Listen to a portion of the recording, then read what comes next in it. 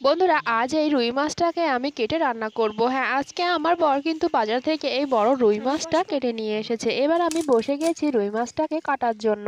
প্রথমে মাছের পাখনাগুলোকে ভালোভাবে কেটে নিচ্ছি। আমি কিন্তু ছাই দিয়েই মাছ কুটি। বড় মাছ তো আর এমনি এমনি কাটা যায় না, বারবার হাত দিয়ে সরে যায়। যেহেতু আমাদের বাড়িতে ছাই আছে, আমি উনুনে রান্না করি, তাই জন্য ছাই দিয়েই মাছটা কেটে ফেলছি। মাছের আঁশগুলো ছাড়িয়ে এবার মাথাটা কেটে ফেললাম। মাথার ভিতরেও যে নাড়ি আর ময়লাগুলো বেঁচে ছিল সেগুলোও ছাড়িয়ে ফেললাম।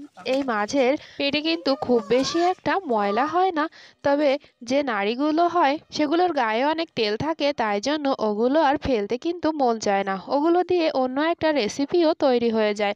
মাছের পেটি এবং জায়গাটা কিন্তু আমি আলাদা করে ফেলছি। রুই মাছ কিন্তু আমার খুব বেশি পছন্দের না, তারপরেও বাড়িতে যখন গেস্ট আসে তখন তাদের আপ্যায়ন করার জন্য এই মাছই কিন্তু বেস্ট। হ্যাঁ, আজকেও আমাদের বাড়িতে গেস্ট এসেছে, তাই জন্যই কিন্তু এই বড় রুই মাছটা আমার বর কিনে নিয়ে এসেছে।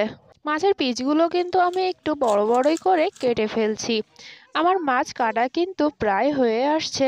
মাছের ডাগাগুলো কাটা হয়ে গেছে, এবার পেটিগুলো কাটার পালা। পেটিগুলো কিন্তু আমি একটু বড় বড় করেই রাখছি।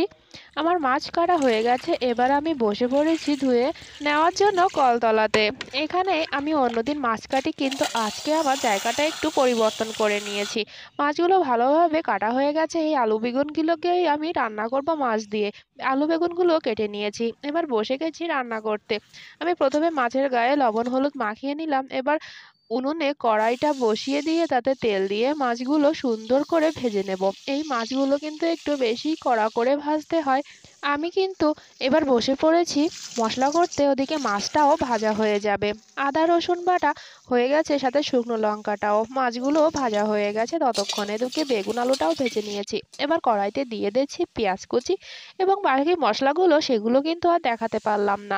মশলাটা ভালোভাবে কষিয়ে ঝোলের জলটা দিয়ে দিলাম। জলটা গরম হয়ে গেছে, এবার এর ভিতরে আমি আলু বেগুন ভাজাটা ঢেলে দেব। আলু বেগুনের রান্নাটা এভাবে করলে আমার কাছে বেশি ভালো লাগে। আপনারা কে কোনভাবে এই রুই মাছ খেতে পছন্দ করেন আমার কমেন্টে কিন্তু অবশ্যই জানাবেন। হ্যাঁ, আমার শাশুড়ি মা কয়টা ট্যাংরা মাছ মেরে নিয়ে এসেছিল, সেগুলো কিন্তু আমি এর ভিতরেই দিয়ে দিয়েছি। এবার আমি জিরে মরিচের পেস্টটাও বানিয়ে নেব। জিরে মরিচটা কিন্তু আমি সবার শেষেই তরকারিতে অ্যাড করি। আপনারা হয়তো অনেকেই প্রথমে অ্যাড করার দেখেছেন, তবে এভাবেই আমার কাছে রান্নাটা বেশি ভালো লাগে। এই দেখুন, আমার রান্নাটা কিন্তু একদম শেষ। ভিডিওটি কেমন লাগলো কমেন্টে অবশ্যই জানাবেন। ধন্যবাদ।